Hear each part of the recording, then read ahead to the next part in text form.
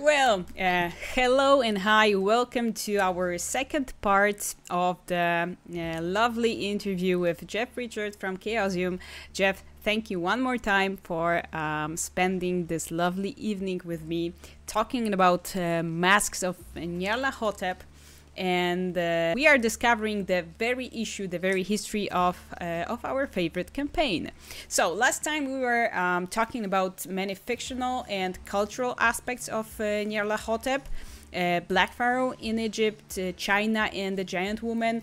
We were even peeping inside the Polish aspects of the masks. And I must say, I dare to say, this is challenging to prepare material appropriately fitting to the established tone and context and making it embroidering the setting as well, right? So as far as I remember, Adam Wieczorek did a lot of work, a lot of detailed work to implement those, let's say, local elements, local stuff into his campaign 2 out of thousands, right? And so to be precise with the dates and historical accuracy, this is extremely hard. It's very challenging. Lynn Willis just did that with Children of Fear, which is also, I mean, it's all in Asia, but Asia's a big place. It goes from Shanghai, it goes to Nepal, Tibet, India, Central Asia, so a huge area.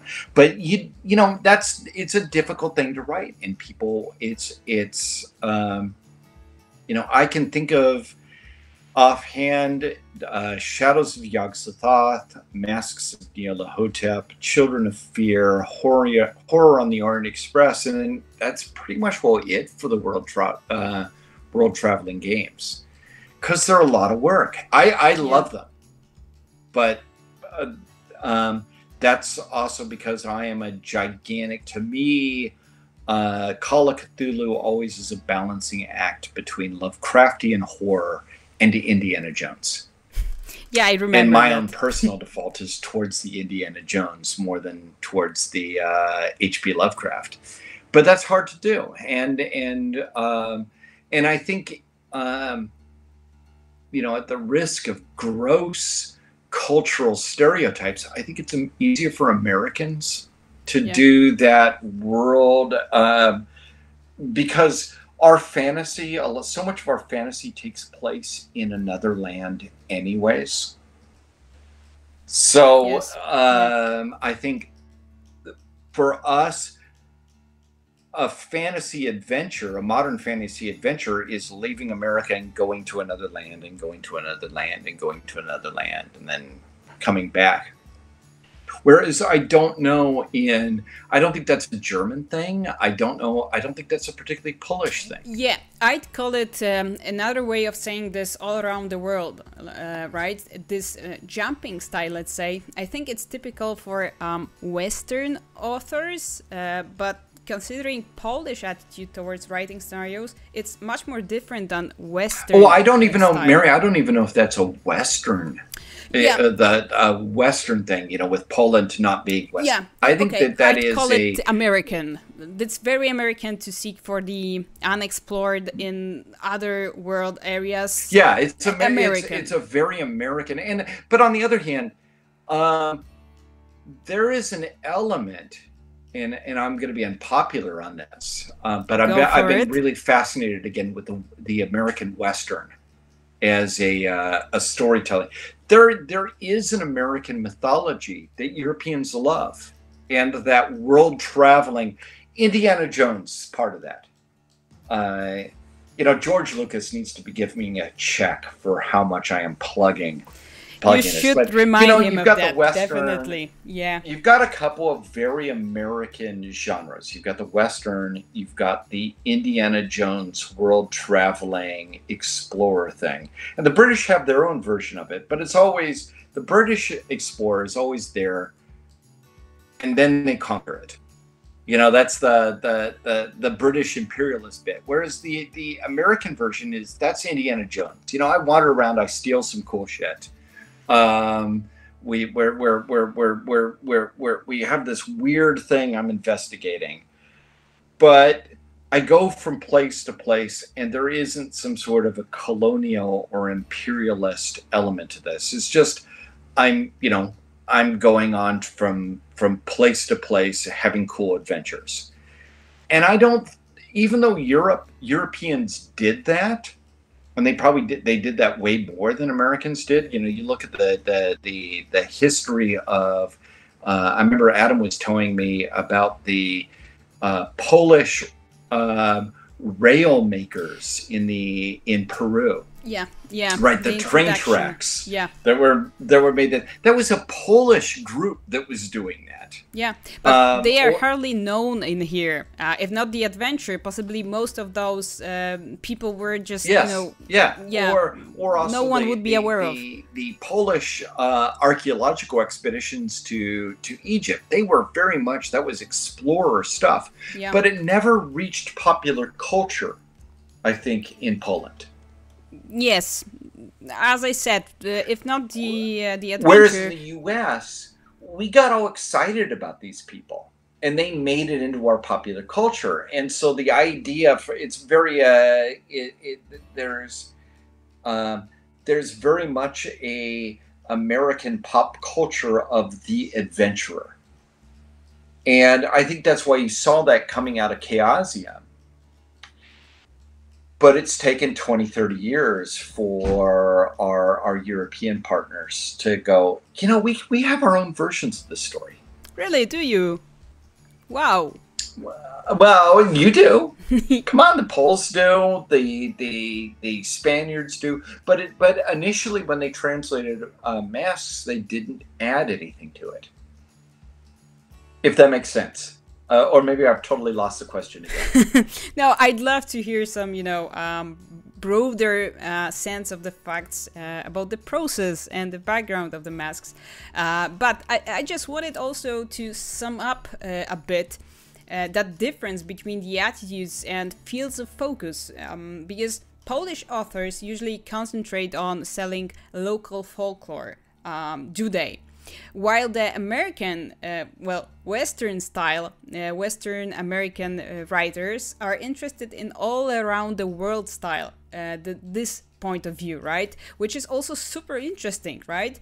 And but maybe to me, it results the difference from our local. Well, exactly, and this is actually something I'm really excited about that Adam and the Black Monk team are doing with Call of Cthulhu, is that they're mining Polish culture and Polish history for amazing, cool things that ties into the Polish experience.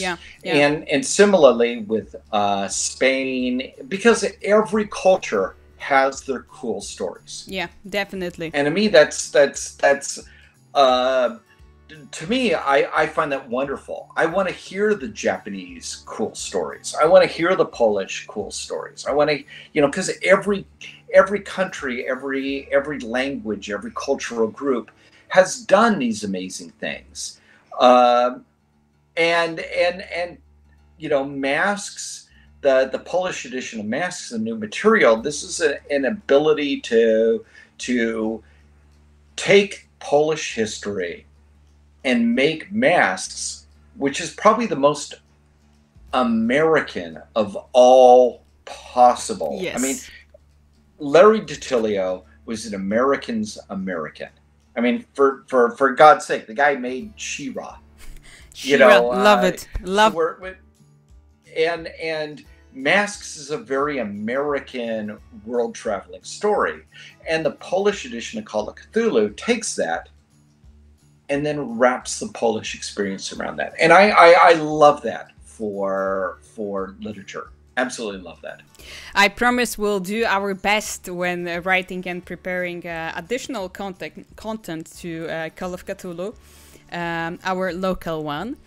But speaking of, when you take a look and that various broad bunch of additional materials, most of them I'm sure you were testing or you were playing it. You mentioned Japanese, French, Spanish, also Polish, right? I'd like to know which culture-based material you enjoyed the most. So among the favorite games that I have played in Call of Cthulhu ever, and I know we're supposed to be talking about Maski and Nyarlathotep, but I'm wandering off on other directions. Was when Adam ran, and I think you played in that with me. When Adam ran Indian Summer. No, I didn't play it. I couldn't then at Perko. No, you didn't play that. But we were talking right after. We played afterwards. Yeah, that was amazing. And the reason for me that I found that so wonderful is that it was, again, it took Call of Cthulhu and it wrapped a different historical, cultural experience around that. And one of the things I love about role-playing games, and the reason I think role-playing games is such an amazing art form, is it lets us imagine being in somebody else's shoes. Right? Yes. And it gives us the ability to understand a different perspective and a different point of view that is not the one that we grew up in. And so Indian Summer let me, I didn't know. My family fought in World War II, but they fought on the American story of it. We don't know the insane Polish story of 1943, 1944. We don't know it. That's not our history. But this gave me the chance of being in that. To know it, and it's the same thing with Masks. Is it lets us wander around the world and see see from different perspectives. And to me, that's one of the great values that role-playing games has, is it lets us understand the world from different vantage. So I'm so excited and have been with the Polish material, because Adam and the Black Monk team and everybody involved in it, they've really run with that. And to me, that's just incredibly exciting. I agree. Well, not to buy a pig in a poke, we're definitely gonna test it. But yeah, joking. Of course, I'd love to run it. I'd love to play it, and I'm waiting impatiently. But getting to the very issue of Nyarlathotep, because we were making digressions a lot, I'd like to know, what is your personal perspective considering the avatars of the Nyarlathotep? We were talking about Madame Yi from Japan, Black Pharaoh from Egypt, Giant Woman. We were all saying it before. And I'd like to know which avatar, which face do you find the most interesting? Because there are plenty, and each one can serve a bunch of exciting scenarios, inspirations. Everyone can be the inspiration, right? Which one actually is your personal favorite? How do you perceive it? Which is the most used by you in your scenarios? All right, so for me, Nyarlathotep is an evil trickster. He's the trickster without any redeeming features. And so you throw him into a story in that he is, he's kind of a Satan figure. He's there to tempt man to do horrible things, to eventually destroy the human species and cause the return of the great old ones. At least whenever I deal with Nyarlathotep, that's the approach I always take with it, is, he's, if you're familiar with the old X-Files series, remember the aliens that, Yeah, I remember that part. The aliens that come in, that's Nyarlathotep. Mm-hmm. Hey, we'll make you, we'll give you power, we'll give you influence. Of course, it's going to kill all of humanity eventually. Definitely. But, you want to do this because on the short term, you're going to get great stuff out of it. And so for me, the more Nyarlathotep is an evil tempter who doesn't fight you. All he does is he offers you stuff. To me, that makes him more fun. Because we've got in Cthulhu, you've got Cthulhu, right? We want to have the giant monster that kills everybody. Well, that's great. Yeah, Cthulhu. So I find actually of all the I actually find that Nyarlathotep the least interesting. Really? No, I find him the least interesting. But because this is the most thrilling for me, actually, because it doesn't fit to any human perception. I had in a long-running game, I had Nyarlathotep as this guy. He's just a guy. Yeah. He never gave a name. You'd meet him in a corner of a bar. He was always smoking something. Yes. And the players would come to Nyarlathotep, and Nyarlathotep would offer them solutions. And they always came at a bad price. They always moved the world closer to destruction, but they gave the opportunity for a short-term gain for the players. At a long-term, and to me, I just love that. So in Masks, my favorite of the Masks of Nyarlathotep is actually never Nyarlathotep itself. I love the doctor, the psychologist. But I also love Nitocris. Oh yeah, that one I love, truly. This is my favorite one. This ancient Egyptian reigning female pharaoh who has come back, and she's glamorous, she's intelligent, and she's here to destroy the world. Unpredictable and deceitful. Exactly. Whereas Monster Nyarlathotep, okay, that's a monster. But to me, the thing, and the reason I love, one of the things I love about Masks is the story behind it. Every one of the villains in Masks, they turn to Nyarlathotep to get a wish fulfilled. Exchange. And to fulfill that wish, they have done something horrible. Yeah. And I love that. That's my... I think the most thrilling thing is this human primal emotions, like this personal stake, the motivations that every human can identify with. These are personal, revenge, jealousy, hatred. Exactly. This is something a man can easily understand, right? And so to me, that's the fun of this, is you have this whole Indiana Jones world-straddling campaign where you jump around, but really the actual motivation for the villains is very personal. It's very psychological. Yeah.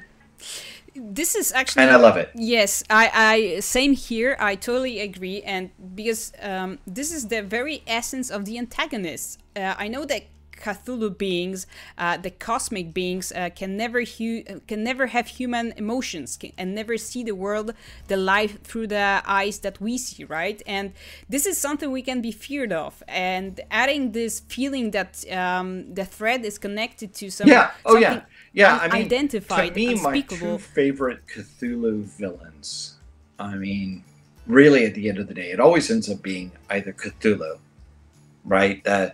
And to me, Cthulhu symbolizes our fear. Yes. That God is asleep at the wheels. Yeah. And eventually, God's going to wake up, and he's going to be disgusted at us, and he's just going to smash us like bugs. Yeah. That Cthulhu is that fear. It's a ticking bomb, right? What? A ticking bomb. You'll never know when he's actually awake. Eventually, he's going to wake up, and we will all die. And Nyarlathotep is, for me, he's that Satan figure. Not Satan as in, not biblical, the shapeshifter. Yeah. He's there, and he's toying with human beings like a cat does with a mouse. Will you hurt yourself in order to get something? Oh, well, isn't this cute? Isn't this interesting? And for me, I like playing around with those villains. So many of the things in so many of the other popular figures in Cthulhu don't do anything for me. But those two always provide me with a hook for a good story. I can understand that. And I know you like to play with various challenges, right? Don't you? I know. I admit. I know, Mary. I always ramble on any of these, but that's part of the fun, isn't it? Definitely. But leaving for a while the inspirations and the cultural things from the past, I'd like to ask you about something abstract, let's say. If masks were taking place in a modern world, how are Lovecraft's myths connected to the modern world? How would you think the whole campaign would look like when adapting it to the modern world time, adapting to the modern world models and standards? Well, what do you mean by the modern world? What would be interesting for the modern day receivers to explore in the masks? What would be the main plot points and world important events to be described in our world in the modern times? Well, one of the things I often think about is Call of Cthulhu came out in about 1980. Yeah. And the 1920s was about 60 years behind. Yes. Classic Call of Cthulhu. So you could be playing Call of Cthulhu and have been born when it was taking place. And to me, I don't like running games in... I've run a few Cthulhu games in the modern world of now, but I love doing them in the 1960s. Because I actually think the 1960s are That's fun. 1920s. Yeah. Because it's about the same distance.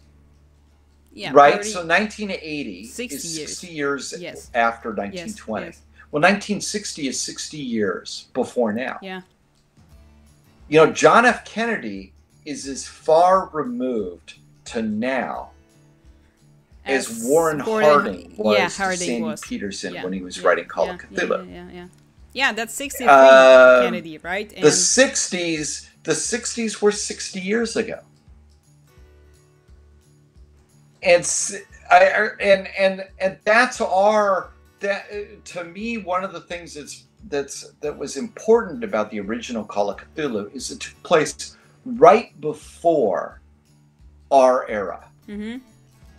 Right? And so if you were somebody born in the 1940s, the 1920s was the era before now. But what is that now? This is 50s and 60s, right? Maybe even the 70s. You know, don't make me feel so old. But you know, the 60s is before we were born, right? Yes. But we culturally remember the 60s. Culturally, yes. Let's say, yeah. So if I was going to do an update of Masks, I would set it in 1963. Kennedy. Right around the time. Assassination of Kennedy. Right around, maybe right after that, or maybe even 1960 Cuban Missile Crisis. 61? 61, right? 62? Yeah. Cold War. 61. Actually. I would set it right during the Cuban Missile Crisis. Yeah, so 61, right. And Nyarlathotep, so like in Masks, Nyarlathotep, if he wins, that's the rise of Nazism. It's World War II. Yeah. It's the how the 20th century turns awful. If we run it in the 60s, then it's the Cold War. It's nuclear war between the United States and the Soviet Union. Yeah, I mean, these are two very remarkable points concerning the history of the world, right? Isn't it? And to me, that's what I would want to do. I find our modern era weird and freaky and its own thing. And I'm actually not that interested in exploring now because I have to live with now. Yeah. But I would love to do Masks of Nyarlathotep 1961. Maybe that's what we should run, Mary. Maybe we do 61, you know. This is actually very interesting, though. Somehow, historically disturbing era of communism. It is, right? The Soviet Union taking control in the eastern countries, the Soviet Union being related to Nyarlathotep. This could be quite awesome to introduce, actually, in the scenario, right? I know mixing the real horrors of Second World War and communism with the Cthulhu mythos is risky, but still, I take it as a way to go if done sensibly. You've got this great conflict between the opening, the attempt to open up and revisit the past within the Soviet Union, combined with, later on the Brezhnev response towards it. You've got the student movements. Yeah, in Poland, March 68 and 63. Yeah. Exactly. It's every. I mean, and to me, I would love to do math. If I was going to put masks in any other period of time, that's when I would do it. Not now, because now is dystopian enough. I mean, definitely I agree, because the pandemic times are hard for us all, right? And I wouldn't risk setting the adventure too close to the real life, but still we could predict or refer to future events like pandemics in a course of the campaign set in 1960s, right?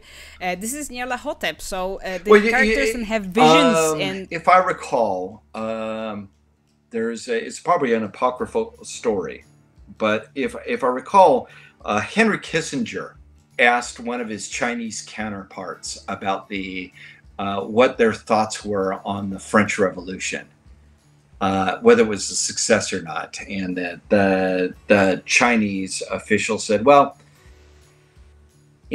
that's too recent for us to know how it turned out." And that's kind of the way one of the things I love about Call of Cthulhu is it takes place right before the modern. Gives a lot of and to freedom, me, that gives us the freedom to be able to explore ideas without the pressure of now. Yes. Because now is tough. Coronavirus and Donald Trump and all the stuff going on in Poland and Joe Biden or whatever. It's tough, because we're too close to it. But we can explore all of this stuff in the recent past.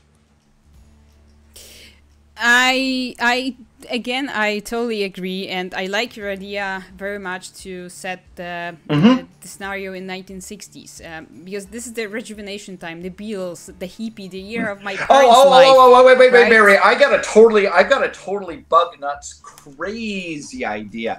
Adam, go you for should be it. Listening to me on this one. One of my bug nuts crazy ideas, and I'm more likely to do this with Nephilim than Cthulhu. But let's play around with the 60s as a setting, because culturally that is the birth. If the 1920s was the birth of our parents' world, my grandparents, the 1960s was the birth of our world. Well, more my parents' world, actually, if that makes not any mine. sense. But I'd love to adapt to that and do a bit of research to know your world, right?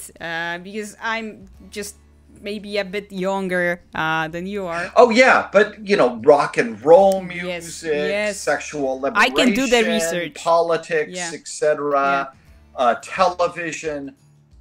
But what I would love to play around with is how would you mix the mythos, and the mythos to me is always about that fear that we have as moderns about the world, that the world is, at the end of the day, it's a bubble that is created not by humans, and eventually it could just pop like that.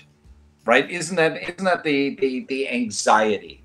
Definitely. Of Call of Cthulhu? Definitely it is. Not much actually to add. So run with that in the 60s. And, I'd love and to. To me, I think that would be tremendous fun. Tremendous fun.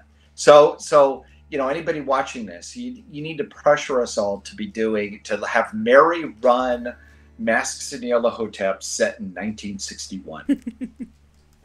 I promised you to do that earlier on. We can set in the 1960s as far as I do the proper research. Yeah. So, Jeff, thank you for the time that you spent with me. Thank you all the people that were actually watching us, and my cat. Thank you for being here. We will be gaming. I think our next game for everybody will be RuneQuest, but we will be doing Call of Duty. Yes, we are seeing each other. Thank you so much. Thank you very much one more time, Jeff, and thank you all the people that were watching us. Subscribe, comment, leave your likes, and see you soon. Bye.